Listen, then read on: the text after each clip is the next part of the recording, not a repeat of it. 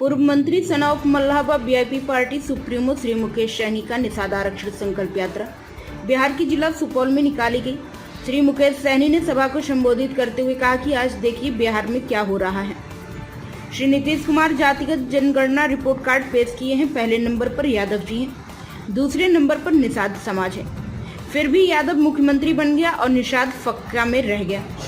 क्या आप जागरूक नहीं थे? अपना वोट के अधिकार को नहीं समझे, इसलिए 3% वाला भी मुख्यमंत्री बन गया। निषाद समाज को क्या मिला? इसलिए आप जागरूक होइए, संगठित होकर वीआईपी पार्टी का हाथ मजबूत कीजिए, अपने हक अधिकार के लिए लड़ना सीखिए, तभी निषाद समाज का कल्याण होगा। और क्या कुछ कह रहे हैं श्री मुकेश सैनी जी, आइए जानते हैं। आज आपने देखा माननीय मुख्यमंत्री जी एक हफ्ता पहले जातिगत जनगणना कराए। उस जातिगत गणना में साबित हुआ कि बिहार में सबसे ज्यादा अगर पिछड़ी जाति में अगर सबसे बड़ा संख्या है तो एक नंबर में यादव जी है 14%, और दूसरा नंबर पे कोई जात है तो साबित हो गया कि निषाद समाज है जो 10% है। आप बताइए ना, एक नंबर वाला फंस हो या 2 नंबर वाला हो, लेकिन एक नंबर वाला तो लालू जी कुर्सी पकड़ लिए, लेकिन 2 नंबर वाला को ट्रॉफी मिलना चाहिए, लेकिन आपने आज तक नहीं लिया। और 3 नंबर, 4 नंबर, 10 नंबर, 20 नंबर पे जो है वो बिहार का मुख्यमंत्री बन गया और आप हवे में है। जब आप मैच होता है, जब मैच खेला जाता है तो जो जीता उसको ट्रॉफी दिया जाता है, और जो सेकंड होता है उसको भी ट्रॉफी दिया जाता है। लेकिन आप बिहार के सेकंड हैं, लेकिन आपको आज तक ट्रॉफी नहीं मिला क्योंकि आप अपने वोट को नहीं समझ पाए, अपनी ताकत को नहीं समझ पाए, जिसका कारण है कि आज आप इतना लाचार मजबूर हैं। भाई इसके लिए कौन जिम्मेदार है? आज हम जो आरक्षण मांग रहे हैं इसके लिए जवाबदेही किसका? जो काम 70 साल 75 साल पहले होना था उसके लिए आज हम लड़ रहे हैं। आप बताइए ना, बिहार, बंगाल, उड़ीसा, झारखंड पहले एक ही राज्य हुआ करता था, लेकिन बिहार से बंगाल अलग हुआ। बंगाल में निषाद को आरक्षण है एससी का, लेकिन बिहार में नहीं है। ये हम कोई भीख नहीं मांग रहे, ये मेरा अधिकार है, लेकिन आप अपने अधिकार को नहीं ले पाए। आज मैं यूपी, बिहार, झारखंड जाता हूं, 137 जिला घूमता हूं और 137 जिला में एक भी निषाद का बेटा कलेक्टर नहीं है। आज अगर हमें आरक्षण मिल गया होता तो आज निषाद का बेटा कलेक्टर होता, एसपी होता, एसडीओ होता, बीडीओ होता, सीओ होता, डॉक्टर होता। लेकिन आरक्षण नहीं मिलने के कारण आज आपके बच्चे सिर्फ मछली मारने के लिए मजबूर है, दूसरे के खेत में काम करने के लिए मजबूर है, अपने घर परिवार छोड़कर दूसरे प्रदेश में जाने के लिए मजबूर है। उसके लिए कौन लड़ेगा? आप ही को लड़ना पड़ेगा। अभी 4 महीने के बाद ठंड आएगा, 3 महीने के बाद दिसंबर जनवरी का महीना होता है, बहुत ठंड होता है बिहार में। लोग अपने घर से नहीं निकलते हैं क्योंकि ठंड लग जाएगा। लोग अपने कंबल से बाहर नहीं निकलते हैं, लोग अपने रजाई से बाहर नहीं निकलते हैं। लेकिन उसी जगह आपका बेटा, आपका भाई, आपका पति घर से बाहर निकलता है, मछली मारने के लिए तालाब में उतरता, पानी में, फिर मछली मारता है ऐसे ठंड में, फिर वो बाजार में बेचता है, तब उसके घर पे चूल्हा जलता है। आप बताइए ना, कितने मजबूर है आपका बच्चा? क्या उसका अधिकार नहीं है? जैसे दूसरे लोग अच्छी जिंदगी जी रहा है वैसे आपके बच्चे को अधिकार नहीं है अच्छा जीने के लिए? तो इसके लिए कौन लड़ेगा?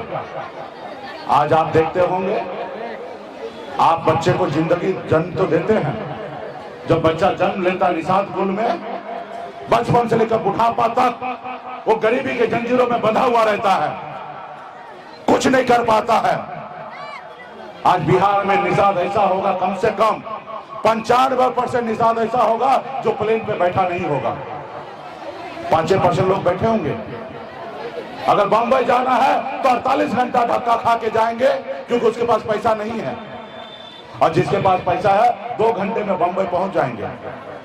जब आपके घर पे बच्चा बीमार पड़ता है तो आप इलाज कराने के लिए आपके पास पैसा नहीं होता है, आप जाते हैं सरकारी हॉस्पिटल में, धक्का खाते रहते हैं, आपके बच्चे का इलाज नहीं होता है।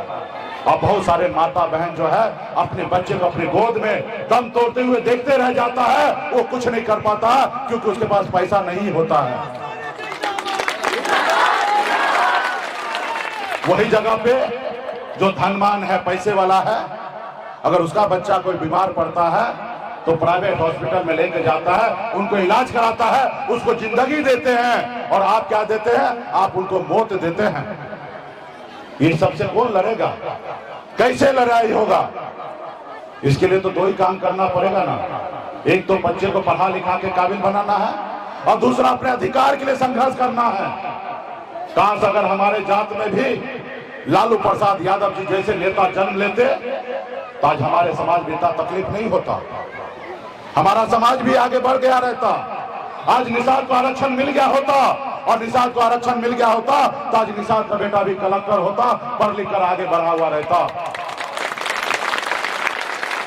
तो बाबू साथियों, माता बहन, नौजवान साथी, समय आ चुका है। आप अपने हक अधिकार के लिए, आजादी के लिए लड़ाई लड़ना पड़ेगा। आज आपके पूर्वज ने शहीद हुआ तब देश आजाद हुआ। ये लड़ाई लड़ने के टाइम में अंग्रेज से कौन था?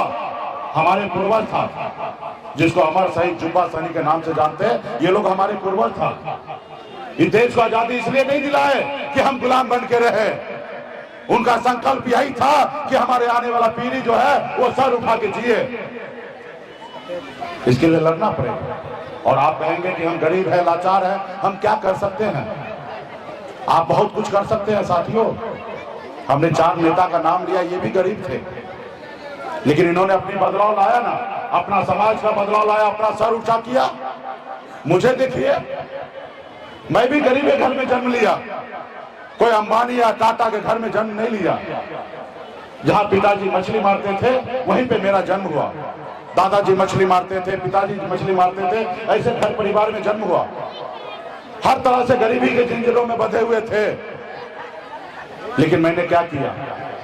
18 साल की उम्र में, जिस उम्र में बच्चे को घर परिवार के साथ रहना होता, उस उम्र में गांव को छोड़कर बंबई जैसे शहर चला गया। वहां मेहनत किया, मजदूरी किया। 900 रुपए महीने पे नौकरी करता था, 30 रुपए रोज पर मैं मजदूरी करता था। लेकिन मैंने संघर्ष की बदौलत मुंबई जैसे शहर में अपने नसीब को मैंने बदला। मैं कामयाबी झंडा गाड़ दिया बंबई जैसे शहर में। तो इसलिए साथियों, संगठन पार्टी के साथ रहिए। और इस देश पे सरकार तो उंगली से ही बनता है, बटन से, और वो उंगली आपके पास है। और साबित हो गया कि बिहार में हम दूसरी नंबर की आबादी है। तो इसलिए साथियों, आप आज लड़ेंगे तो कल आपका बेटा भी, आपका भाई, आने वाला पीढ़ी बिहार का मुख्यमंत्री बनेगा। और जब बनेगा तो आपके लिए समस्या दूर करेगा। आज अगर हमारे पास 10 को सांसद होता तो हम यहाँ पे मंच पे भाषण देते हैं कि आरक्षण दो, हम सरकार गिरा देते आरक्षण नहीं देता तो। कल आपने देखा ना, 4 विधायक था। जब मुख्यमंत्री से मिलना होता था ना तो हमको टाइम नहीं लेना पड़ता था, सीधा गाड़ी पे बैठते थे, सीधा मुख्यमंत्री के आवाज चलो।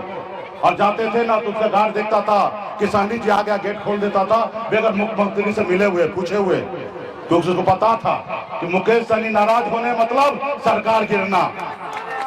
क्योंकि 4 विधायक था ना, अगर 4 विधायक निकाल देते तो सरकार गिर जाता। तो ये पावर था सरकार में। और ये कैसे हुआ? जब आपने हमें अपना भाई नेता माना, तब वह हुआ। और इसी तरीके से मानते रहिएगा। अब मजबूती से जो काम आज मैं कर रहा हूं, यहाँ पे बहुत सारे नौजवान पढ़े लिखे पार्टी के नेता यहाँ पे बैठे हैं, ये काम आपको भी गांव-गांव में जाके करना होगा। और जब करेंगे तब लोगों को मैसेज जाएगा दिल्ली से लेकर पटना तक कि निषाद समाज हिलेगा नहीं। इसलिए इस बार तो हम ऐसा दबाव बनाए हैं। कोरोना काल में देखे होंगे कि डॉक्टर ने एक वैक्सीन बनाया था देश के लोगों को सुरक्षित करने के लिए। इस बार हम भी एक वैक्सीन बनाए हैं। वो वैक्सीन ऐसा है, जितना लगाइएगा बिहार में उतना मोदी जी का कुर्सी हिलेगा दिल्ली में। वो वैक्सीन का क्या नाम है मालूम है? उस वैक्सीन का नाम है गंगा जल। वो वैक्सीन यहाँ लगाइएगा, दिल्ली हैरान होगा, परेशान होगा, क्योंकि उनके पास पैसा है, गलतफहमी का शिकार है। उसको लगता है कि गांव में जाएंगे चुनाव के टाइम में और फिर निषाद का वोट खरीद लेंगे। और इस बार जब निषाद का माता बहन नौजवान साथी हाथ में गंगा जल लेकर संकल्प कर रहा है तो दिल्ली वाला छाती पीटता है कि अब कैसे होगा भाई। अब ये लोग तो अपना वोट बेचेगा नहीं। अब एक को चाह रहा है कि मुकेश सहनी को पटाना और उसके से समझौता करना। हम इस बार ऐसा दबाव बना दिए हैं कि बिहार में निषाद का माता बहन को अगर 1 लाख रुपया भी दे देगा तो अपना वोट नहीं बेचेगा और न ही बदलेगा, अपने नेता अपने पार्टी के लिए वोट गिराएगा। तो दिल्ली वाला परेशान हो गया। बहुत जल्दी आप लोगों की बात मानेगा, हम लोगों का बात मानेगा, झुकेगा। तो क्या संकल्प लेने के लिए तैयार है? तो चलिए संकल्प लेने के लिए तैयार है तो वैक्सीन को निकालिए, वही वैक्सीन गंगा जल सभी माता बहन निकालिए। यहाँ अगर निषाद का बेटा है, निषाद का भविष्य अच्छा देखना चाहते हैं, गरीब पिछड़ा का बेटा है तो अपने भविष्य को ठीक करना चाहते हैं तो सभी लोग निकालिए। जितने भी पीछे नहीं दिख रहा सब निकालिए, सभी माता बहन निकालिए और इस ढक्कन को खोलिए। ढक्कन खोल के हाथ में लीजिए, जैसे पंडित जी देते हैं ना, पूजा करने से पहले संकल्प करवाते हैं, वैसे लीजिए। लीजिए भाई, सब लीजिए और चीटिंग मत कीजिए। और ये वीडियो बन रहा है, ये वीडियो बनकर मोदी जी के पास जाएगा और रात में देखेंगे कि सुपौल जिला में एक एक निषाद का माता बहन नौजवान साथी हाथ में गंगा जल लेकर संकल्प ले लिया है।